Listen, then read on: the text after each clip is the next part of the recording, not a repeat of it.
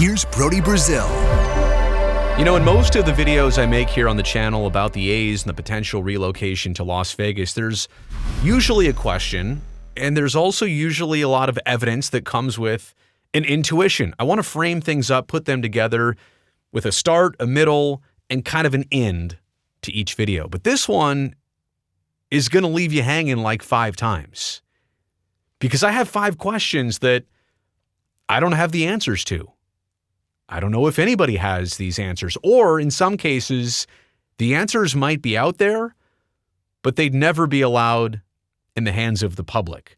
They're just things that are too deep to reach, or answers that are better kept unanswered, if that makes sense. These are 5 things I don't know. Some of them I just don't know. Other ones, like I said, I don't know if I could even find out.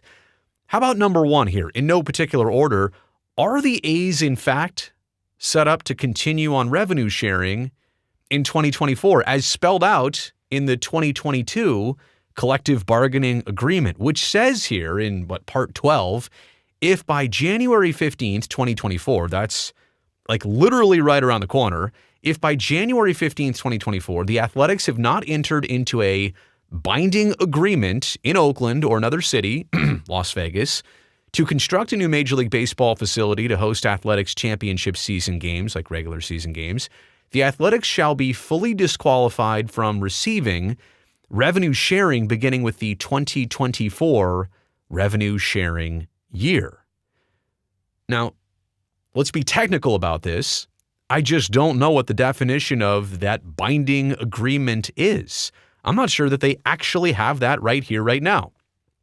They do have an agreement for land use like free land from GLPI, Gaming and Leisure Properties Incorporated, as well as Bally's, who runs the Tropicana, to build on the 9 acres at the Tropicana site. The A's did not buy the land. They're being given the land with the expectation of building the stadium there. So is that the binding agreement? Because the A's also had a prior binding agreement at the Wild Wild West casino site that obviously was not binding. Public funding, which was arranged through SB 1 and the Nevada legislative session of June in this past year, there's $380 million of public funding arranged through SB 1. But the A's, if they don't act on this, they don't have to take it. There's no binding agreement that they are 100% going to do this and 100% going to take that money. Essentially, the project could stop right now and SB 1 just flat out expires. That's not really a binding agreement. Okay, how about Major League Baseball, right? The owner's approval back in November, that was a big deal, the unanimous 30-0 vote. But that's not a binding agreement. That's just a vote. That's the okay from the owners, the approval from baseball as a business to go ahead and do this. So like the A's, I'm not sure when and where is that binding agreement. Is it with the Stadium Authority? Is it a development agreement with the Stadium Authority in Clark County or the state of Nevada? Because I don't know that that exists. And by the way, staying on revenue sharing was a big reason why the A's many months ago said that they had to do this. Isn't this the rush of the entire project? To stay on revenue sharing and part of the competitive balance tax? But here we are, like, just a couple weeks away. And I don't think that stadium board, Stadium Authority, I don't think they even meet until after January 14th or 15th. I think they meet January 19th the next time. So I don't know if that binding agreement, as literally spelled out, is in place right here, right now. I don't even know who would have the answer to that. Here's another question. Can SB 1, which I previously referenced as part of the Nevada state legislative session, can that be altered and changed to another site? Because initially, this thing was called SB 509 during the regular session before it went to the special session that the governor called back. The Assembly and the Senate, they didn't vote on this. They kind of punted on this. They ran out of time because it was delivered so late. They said, well, we're done. We already had problems with the budget. That was enough. We're going home after, 4 straight months of operations. Nope, governor said, you're all coming back. This is SB 1. I'll throw in some things to sweeten the deal here. Vote on it. And they voted yes on SB 1. But SB 509 was initially site agnostic. meaning that this was money for an A's stadium or a baseball stadium anywhere in Las Vegas. Crazy enough. Well, at some point, they got about their senses and said, okay, this has to be the stadium that you want to build at the Tropicana site, Oakland A's. So SB1 eventually got tied to the Tropicana site. And I'm pretty sure, like this is kind of a bonus part of this, I'm pretty sure it also got tied to specifically being 9 acres as a sports entertainment district. And they would gather the taxes on these 9 acres differently to pay back the bonds that Clark County is going to float out. And there are different exceptions and property tax exemptions to this 9 acres. But 2 things.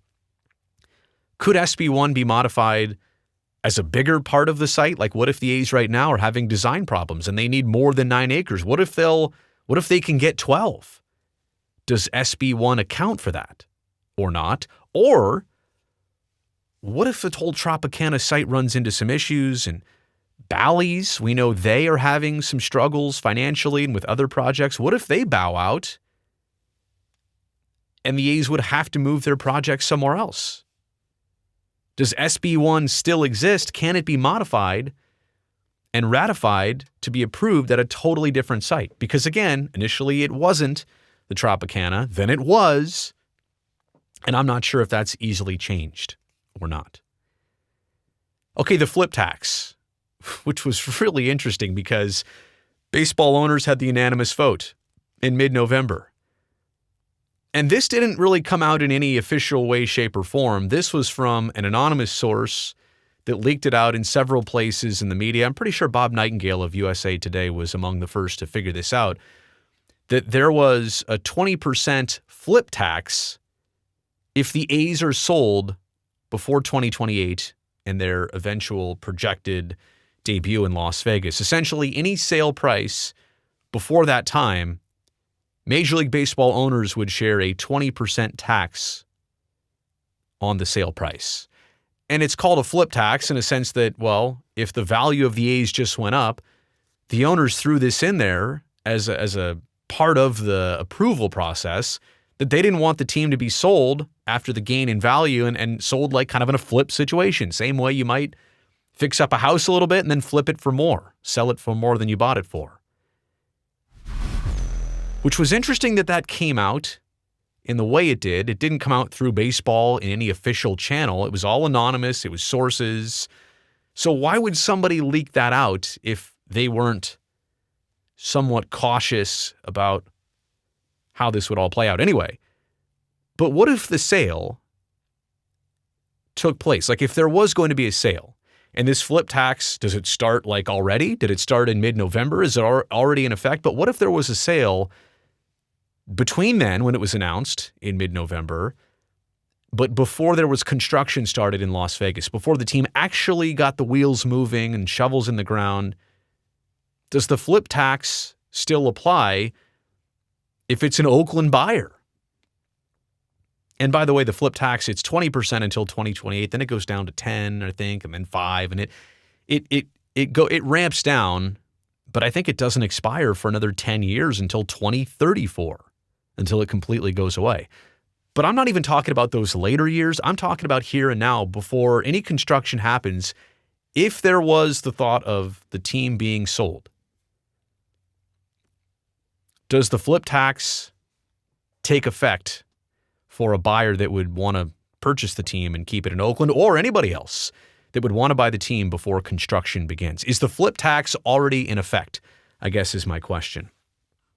Here's another one, and I've got a separate video on this on the channel. Why exactly are the A's so interested and so compelled to keep their branding? Like the name A's or Athletics and the colors of green and gold and the logo and the Stomper mascot. Like, I understand its history date back to 1901 in the Philadelphia days.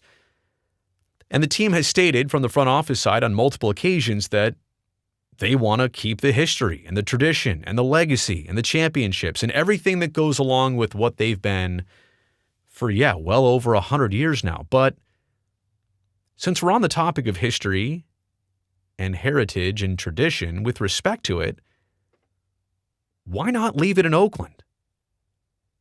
The A's have existed in Oakland longer than they ever did in Philadelphia, far longer than they ever did in Kansas City. The analogy is like visiting a beach that you loved so much, but it's time to go home now because vacation's over. And you want to just start digging up the beach and take all the sand with you and put it in all your suitcases and destroy the beach because you couldn't part ways with it. You needed to keep it, but it existed somewhere else. It existed before you were there, but you want to take it with you. So why not just leave it there? And Las Vegas, I mean, I don't know if they're clamoring to get the specific team named the A's with the colors and the mascot. Like, does it mean anything to them? I'd love for somebody to prove to me right here, right now, that they are seeking this desperately. I mean, show me any evidence, because all I see and hear is that most people down there say, of course we're interested in getting a Major League Baseball team, but we'd rather have our own thing, which represents and reflects our own identity. And it's not going to be an expansion team, but at least it's like an imitation of that if it's, a fresh slate and a clean start. Clean slate, fresh start, whatever, New name, new logo, new something. It's an option for merchandise and spotlighting and branding. Like, change your name, have a new splashy entrance into Las Vegas with something new. I mean, the A's don't really have anything to tangibly gain other than, again, respecting their history and legacy by keeping their name and colors. If you really think about it, you can benefit so much in the short term and maybe the long term if it is in Las Vegas by starting with something new down there. How much influence does the Major League Baseball Players Association have, MLBPA? Because this temporary situation of where this team's going to play for at least 3 full seasons between Oakland and Las Vegas, it has no great options. I mean, go back to when the Nationals became the Nationals because they were the Expos. At least there was RFK Stadium in Washington, D.C. Far from perfect, already old and outdated, but they knew the Nats would need it for only 3 years while they started to build a brand new stadium. It could be fixed up enough. It could be serviceable, but it was ready pretty much the next season they needed it. That's not the case here, that you can move to the new city because something's already ready to go. And we are so late in the process, like the 2025 schedule is going to be solidified within the next few weeks. We have nothing publicly to operate on. But publicly, we can see the options, and there's no great solution here. It's also really not a temporary situation. I'll say temporary, but 3 years is far from temporary. You know what's temporary? 3 weeks, 3 homestands, 3 months, even 1 season. It's a lot, but it's the lost season. Now, this is like season 1, then season 2, then season 3. What if the A's get good? Hypothetically, I know there's a long way to go, but what if they're good in 2026 and playing in a minor league stadium somewhere that only seats 10,000? What about a playoff series? What do you do? MLBPA, kind of going back to them, they don't want teams, but most specifically, the players they represent, they don't want them in less than optimal situations, including, and this is a big one, potentially splitting a season.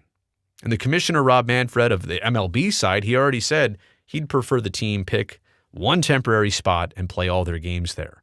So as much as we do all talk about maybe the A's splitting time between Oracle Park in San Francisco and Sutter Health Park in Sacramento, or whatever mix of 2 places it might be, that's going to stink for so many people like that matter to a team, but especially the players. MLBPA cannot be on board with that. They've also been quite silent lately. And the head of MLBPA, Tony Clark, he's said all along some negative opinions about this process moving forward as it has. But MLBPA carries a lot of weight.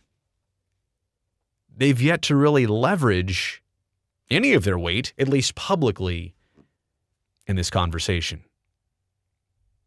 And again, we've heard some of the players speak out on just the flat-out opinion of the A's relocating. Some of them have also talked a little bit deeper about the logistics of relocation, what it means to them. But I don't know that we've publicly seen a widespread opinion out there that was also opinion that was allowed to exist, right? What you hear in small quotes here and there, a lot of it's just to satisfy the requirement of an interview. But what do the players really think, and what does MLBPA really think about all this? So, I'm honest, I don't know the answers to all of those things. And like I said before, I guess I could start digging on a few of them, but some of them may not have the answers obvious. Some of them might have multiple answers. A lot of this is either not clear or probably not allowed to be known. So I just wanted to bring up those 5 questions of things that I don't know the answer to. You made it here to the end of the video. I do know that, and I do appreciate that. Thumbs up down below. That'll really help me and the channel out. And also, don't forget to subscribe so I can definitely see you back here next time.